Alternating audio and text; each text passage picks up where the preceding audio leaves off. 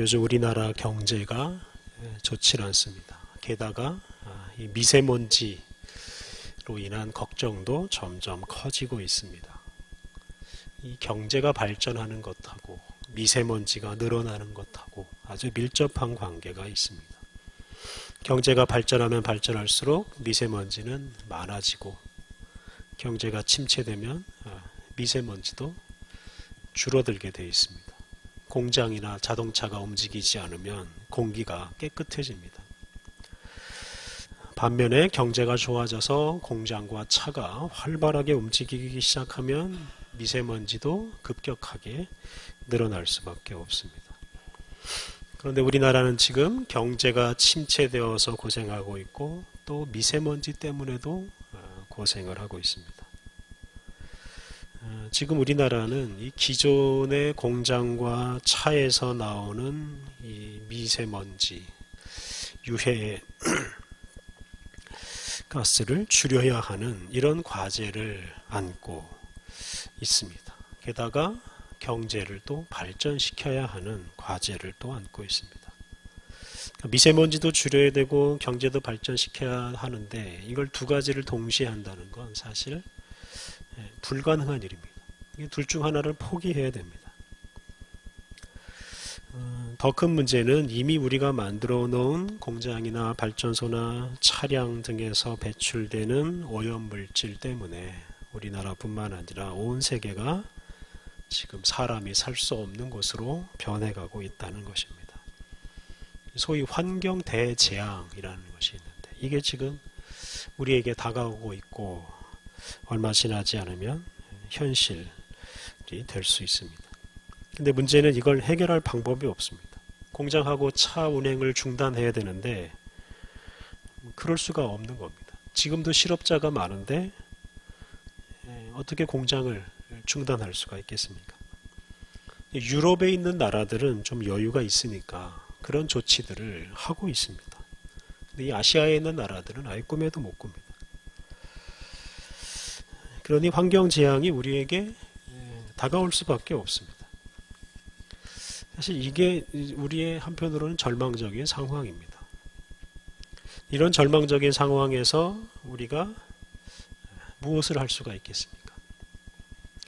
절망적인 상황에서 절망하는 것은 누구든지 할 수가 있습니다. 이런 절망적인 상황에서 희망을 발견하는 것이 바로 우리 그리스도인들의 몫이라고 생각합니다. 오늘 우리가 읽은 예레미야서는 나라가 망하고 모든 게 파괴되고 사람들이 죽는 이런 아주 절망적인 상황에서 희망을 찾은 예레미야 선지자의 기도입니다. 선지자 예레미야는 남왕국 유다의 마지막 왕인 시드기야 시대에 활동했습니다. 마지막 왕 시대에 활동했다는 것은 그 나라가 망하는 시대에 활동했다는 뜻이 됩니다. 그래서 예레미야는 나라가 쇠약해지고 또 망하고 완전히 파괴되는 모습까지 다 지켜봤습니다. 그것 때문에 참 많이 울었고, 그래서 예레미야 선지자를 눈물의 선지자라고 부릅니다. 예레미야는 자기를 선지자로 불러주신 하나님을 자주 원망했습니다. 그만큼 힘들었기 때문에 그랬습니다. 또 나라가 망하는 과정에서 겪는 고통을 자기가 친히 몸소 다 겪으면서 일했습니다. 그래서 선지자 중에서 예수님을 가장 많이 닮은 선지자라고 부릅니다. 예레미야 시대는 한마디로 절망의 시대였습니다. 나라가 망하고 집과 경작지들이 다 파괴되고 사람들은 죽고 흩어지고 다치고, 정말 무수한 사람이 죽고 무수한 사람이 고통을 겪었습니다. 차라리 죽는 것이 더 낫겠다 싶을 정도로 산 사람들의 고통은 이루 말할 수가 없었습니다. 그리고 나라가 지금 바벨론이라는 강대국에게 망했기 때문에 그 강대국 바벨론을 이길 거라는 생각, 그 나라를 이기고 다시 회복될 것이라는 생각은 할 수가 없었습니다. 희망이 없는 게 그들에게는 가장 큰 고통이었습니다. 이런 절망적인 때에 예레미야가 희망을 품고 드린 기도가 바로 오늘 본문입니다. 오늘 본문 16절에 예레미야가 기도를 드린 그 배경이 나옵니다. 내가 매매 증서를 네리야의 아들 바룩에게 넘겨준 때에 넘겨준 뒤에 여호와께 기도하여 이르되. 그래서 여기서 매매 증서는 예레미야가 그 친척 하나멜이라는 사람에게서 땅을 산 것을 증명하는 증서입니다. 오늘날로 하면 땅 문서 또는 등기권리증 이런 문서입니다. 예레미야는 하나멜이라는 사람에게 땅을 샀고 그 매매 증서를 자신의 동료이자 제자인 네리야의 아들 바룩에게 맡겼습니다. 지금 예레미야가 나라가 지금 망하고 있는 때인데, 이 바벨론이라는 나라가 들어와서 거의 다 나라를 점령한 때인데, 이때 땅을 산 겁니다. 만약 지금 일본이 우리나라를 공격해서 나라를 다 차지하고 있는 상황이라고 생각해 보십시오. 그러면 땅을 사려고 하겠습니까? 아니면 팔려고 하겠습니까? 나라가 망하는데 땅을 사는 게 무슨 의미가 있겠습니까? 나라와 땅을 다 차지하려고 지금 침략군이 몰려와 있는데 땅을 사는 것은 정말로 어리석은 일입니다. 땅을 파는 사람은 사기꾼이고, 땅을 파는 사람은 사기꾼이고 땅을 사는 사람은 속아서 사는 바보입니다. 지금 예레미야는 사기를 당해서 바보 같은 일을 한 것일 수도 있습니다. 그렇다면 선지자는 왜 이런 바보 같은 행동을 했겠습니까? 사실 예레미야는 나라가 망한다는 말을 많이 했기 때문에 바벨론 사람들에게 좋은 이미지를 줬습니다. 바벨론 권력자하고 친해서 바벨론 사람들이 자기 땅만은 빼앗아가지 않을 것이다, 이런 생각을 했을 수도 있습니다. 그런데 사실은 예레미야가 그런 생각을 할 수가 없었습니다. 실제로 나라가 망했을 때 예레미야는 이 예루살렘이나 유다에 살지 못하고 애굽으로 끌려갑니다. 애굽으로 끌려가서 거기서 죽습니다. 땅 산 것이 아무런 소용이 없게 됩니다. 예레미야가 땅을 사면서 자기가 지금 이 산 땅에서 잘 먹고 잘 살게 될 것이다, 이런 기대를 사실은 할 수도 없었고 하지도 않았습니다. 예레미야가 땅을 사는 이야기는 오늘 우리가 읽은 본문 바로 앞에 32장 1절 이하에 나옵니다. 예레미야는 하나님으로부터 그 친척 하나멜의 땅을 사라 하는 지시를 받습니다. 보통 사람 같으면 그런 지시를 무시할 겁니다. 앞서 말씀드린 대로 지금 바벨론의 군대가 나라를 거의 다 점령한 상황인데 이런 상황에서 땅을 산다는 건 어리석은 일입니다. 자기 생각을 앞세우는 거짓 선지자들 같으면 하나님께서 땅을 사라는 감동을 아무리 강하게 주셔도 하나님께서 그렇게 말씀하실 리가 없다, 이렇게 단정을 하고 땅을 사지 않았을 것입니다. 그런데 예레미야는 하나님께서 말씀하시고 또 감동을 주시는 대로 실제로 이 땅을 샀습니다. 예레미야가 이렇게 땅을 산 이유가 오늘 봉독한 예레미야의 기도 속에 담겨 있다고 할 수 있겠습니다. 예레미야가 기도를 하는데 슬프도소이다, 이렇게 17절 상반절에서 시작을 합니다. 이 말대로 참 슬픈 시대입니다. 나라가 망하고 사람이 죽는 이런 시대, 절망적이고 참 슬픈 때인데 예레미야의 기도에는 하나님을 찬양하는 말이 가득합니다. 17절 하반절부터 19절까지 하나님의 위대하심을 노래하고 찬양합니다. 주께서 큰 능력과 표신팔로 천지를 지으셨사오니 주에게는 할 수 없는 일이 없으시니이다.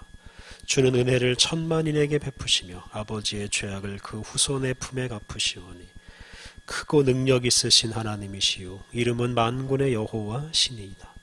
주는 책략에 크시며 하시는 일에 능하시며 인류의 모든 길을 주목하시며 그의 길과 그의 행위의 열매대로 보응하시나이다.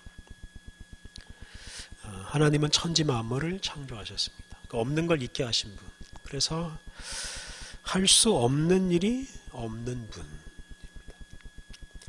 또 하나님은 사람의 행위에 따라서 복을 주시기도 하시고 벌을 내리시기도 하십니다. 사람의 행위대로 갚아주십니다. 그러니까 하나님께서는 그 큰 능력으로 세상을 지으시고 지으실 뿐만 아니라 세상을 다스리십니다. 예레미야는 지금 세상 만사가 이 전능하신 하나님의 다스림 아래 있다라는 것을 인정하고 찬양합니다. 하나님 우리나라를 왜 이렇게 망하게 하십니까? 이렇게 원망하고 슬퍼하고 울부짖고 하는 것이 아니라 지금 하나님의 위대하심을 찬양하고 있습니다. 그리고 거기서 더 나아가서 하나님께서 이스라엘 민족에게 베풀어 주신 큰 은혜를 또 노래합니다.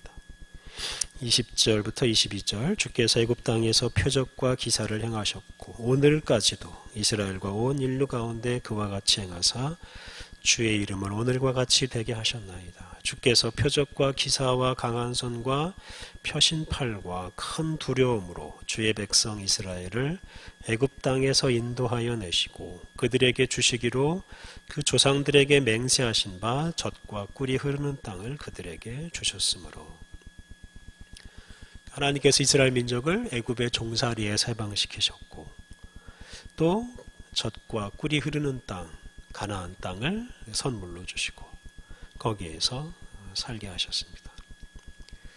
지금 나라가 망하는 정말 슬프고 정말 절망적인 상황에서 예레미야는 전능하신 하나님을 찬양하고 이스라엘 민족에게 베풀어 주신 특별한 사랑을 기억하고 있습니다. 이런 찬양과 기도가 바로 예레미야가 하나님에게서 희망을 찾고 있다 하는 것을 말해줍니다. 하나님은 전능하신 분이시고 또한 이스라엘 민족을 사랑하시는 분입니다. 그분이라면 이 망한 나라를 위해서 무엇인가 하실 수 있다라는 생각을 하고 있습니다. 이렇게 전능하신 하나님, 또 우리를 특별히 사랑하시는 하나님을 생각하면 그것 때문에 우리에게 희망이 생깁니다. 그래서 우리가 기도할 때 이 우리가 처한 절망적인 현실 이것을 굳이 하나님께 말하고 이것 때문에 원망하기보다는 전능하신 하나님 또 은혜가 풍성하신 하나님 그 하나님께 우리가 집중해야 합니다. 23절과 24절 말씀은 그 당시 그 나라가 처한 상황을 말합니다. 예루살렘 성이 갈대아 사람들, 즉 바벨론 사람들에게 넘어가고 사람들이 죽어가는 그런 상황을 말하는데 왜 그렇게 되었는지 그 원인에 대한 말씀입니다. 예레미야가 두 가지 원인을 말합니다. 첫째는 이스라엘 민족이 하나님의 목소리에 순종하지 않았기 때문입니다. 이스라엘 민족이 하나님을 거역했기 때문에 그렇게 나라가 망한 것입니다. 그러니까 바벨론이라는 그 거대한 나라의 거대한 힘 때문에 이스라엘 민족이 망한 게 아니라 이스라엘 민족의 불순종 때문에 나라가 망한 것입니다. 또 한 가지 망한 이유는 하나님의 말씀입니다. 24절의 표현처럼 주의 말씀대로 되었습니다. 이렇게 예레미야가 말했습니다. 주의 말씀대로 되었습니다. 그러니까 강대국 바벨론의 뜻대로 또는 그 느부갓네살 왕의 말대로 된 것이 아니라 하나님의 말씀대로 되었다 하는 것입니다. 하나님께서 이스라엘 민족에게 불순종하면 망한다라는 말씀을 이미 하셨습니다. 그리고 불순종했기 때문에 그 말씀대로 나라가 망한 것입니다. 그래서 여기에서 예레미야가 강조하는 것은 나라가 망한 것은 하나님의 뜻이다 하는 것입니다. 이스라엘 민족을 지키시는 하나님이 바벨론의 군대보다 능력이 없어서 나라가 망한 것이 아닙니다. 이스라엘 민족이 바벨론보다 약해서 나라가 망한 것도 아닙니다. 나라가 망하는 것이 하나님의 뜻이기 때문에 망했습니다. 하나님께서 당신의 말씀대로 나라를 망하게 하셨습니다. 나라가 이렇게 하나님의 뜻대로 망했습니다. 그렇다면 나라가 어떻게 다시 세워질 수 있겠습니까? 유다라는 나라가 바벨론이라는 나라보다 더 강한 힘을 회복하고 바벨론 군대보다 더 많은 군사를 모아야 나라가 회복된다고 한다면 그건 영원히 불가능한 일입니다. 하나님의 뜻대로 나라가 망했기 때문에 나라가 다시 회복되는 건 역시 하나님의 뜻이면 가능합니다. 이스라엘 민족이 다시 하나님께 돌아와서 회개하고 하나님 말씀에 순종하면 망한 나라가 다시 회복될 수 있습니다. 그 강대국 바벨론이 어떻게 되든 상관없이 하나님의 말씀에 순종하면 나라가 회복될 수 있다는 것입니다. 지금 예레미야는 기도하면서 나라가 망한 원인을 말하고 있고 그 원인을 알기 때문에 나라를 회복할 수 있는 길도 알고 있고 그것 때문에 예레미야는 이스라엘 민족에게 희망이 있다라고 말하고 있습니다. 다시 말하면 하나님의 뜻이면 다시 나라가 살 수 있다라고 말하고 있습니다. 25절 예레미야가 특히 자기가 땅을 산 것에 대해서 말합니다. 25절 주 여호와여 주께서 내게 은으로 밭을 사며 증인을 세우라 하셨으나 이 성은 갈대아인의 손에 넘기신 바 되었나이다. 앞에서 말씀드린 대로 나라가 망하는 것하고 이 밭을 사는 것하고는 서로 양립할 수가 없는 겁니다. 나라가 망하면 밭을 사지 않아야 됩니다. 그런데 이런 양립할 수 없는 일을 시킨 분이 바로 하나님이십니다. 히브리어 성경을 보면 이 구절의 앞뒤 문장의 순서가 바뀌어 있습니다. 다시 말하면 25절 뒷부분에 있는 이 성은 갈대아인의 손에 넘기신 바 되었나이다. 이게 앞으로 나와 있습니다. 그래서 다시 해석을 하면 이 성, 즉 예루살렘 성이 갈대아 사람들의 손에 넘겨졌습니다. 그런데 하나님께서는 나에게 밭을 사고 그 밭 산 것을 증언할 수 있는 증인을 세우라고 하셨습니다. 이렇게 지금 예레미야가 기도하고 있는 겁니다. 나라가 망하는 마당에 하나님께서 땅을 사라고 하셨습니다. 이렇게 지금 기도하고 있는 겁니다. 그러니 하나님께서 무슨 뜻이 있으셔서 그렇게 하신 것이 아니겠습니까? 지금 나라가 망하지만 이게 끝이나 절망이 아니기 때문에 하나님께서 땅을 사라고 하지 않으셨겠습니까? 라고 지금 기도하고 있는 것입니다. 그래서 예레미야는 못할 것이 없는, 하지 못하는 일이 없는 하나님께서 사람이 상상할 수 없는 새로운 일을 하실 것을 기대하고 있습니다. 그 당시 사람들이 보기에는 정말 아무것도 할 수가 없었고 나라가 망하는 것 말고는 아무것도 이루어질 것이 없는 것처럼 보였고 나라가 다시 회복되는 것도 상상할 수 없는 그런 때였지만 전능하신 하나님 또 이스라엘 민족에게 은혜를 베풀어 주신 하나님께서는 새로운 일을 이루실 것이라고 지금 믿고 기대하고 있는 것입니다. 특히 땅을 사라고 하신 그 하나님의 말씀 또 그 말씀에 그대로 순종한 자신의 순종을 내세우면서 하나님께서 이루실 새로운 일을 기대하고 있습니다. 예레미야는 정말로 절망적인 시대에 하나님 앞에서 이렇게 기도하면서 희망을 발견하고 그 희망을 망해가는 나라 사람들에게 선포했습니다. 예레미야는 기도하면서 전능하신 하나님 또 구원하시는 하나님을 바라보았습니다. 당신의 능력으로 온 세상을 창조하시고 또 당신의 말씀으로 온 세상을 다스리시는 하나님을 바라보았습니다. 그리고 그 하나님의 뜻대로 역사가 움직이고 있는 것을 알고 있기 때문에 그 하나님 때문에 새로운 일이 일어날 것을 또 기대할 수 있었습니다. 우리가 사는 세상이 계속 번영하고 계속 잘 살 수는 없습니다. 우리나라가 경제적으로 계속해서 잘 살 수도 없습니다. 망할 수도 있습니다. 또 망해야 하는 때가 있습니다. 하나님의 뜻이라면 망해야 됩니다. 하나님의 뜻대로 망해야 오히려 나라의 희망이 생길 수가 있습니다. 죄와 욕심이 크면 개인도 망하고 나라도 망하고 해야 합니다. 그것이 하나님의 뜻이기 때문입니다. 그런데 그렇게 망하는 것, 이 망하는 것이 곧 절망은 아니다라는 것이 중요합니다. 왜냐하면 그렇게 망하게 하는 분이 바로 하나님이시기 때문이고 그것은 곧 하나님의 통치가 계속되고 있다고 하는 증거이기 때문입니다. 하나님은 당신의 뜻대로 이 세상을 다스리십니다. 그리고 그런 다스림의 일환으로 한 민족이나 나라를 망하게 하실 수도 있습니다. 이렇게 망하게 하는 것도 하나님의 뜻이라는 것을 깨닫는 사람, 그 망하는 과정에서도 하나님의 통치가 이루어지고 있다는 것을 깨닫는 사람이 하나님의 뜻에 온전히 순종할 수 있고 또 사람들에게 희망을 전할 수가 있습니다. 반대로 망하지 않으려고만 하고 망하는 것은 무조건 절망이다 이렇게만 생각하는 사람은 절망에서 벗어날 수도 없고 사람들에게 희망을 전할 수도 없습니다.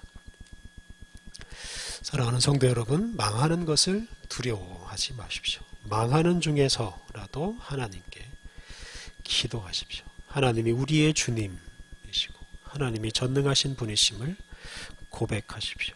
하나님께 귀를 기울이고 하나님의 뜻에 순종하려고 노력하십시오. 그리고 그것이 희망이라는 것을 깨닫고 사람들에게 알리십시오.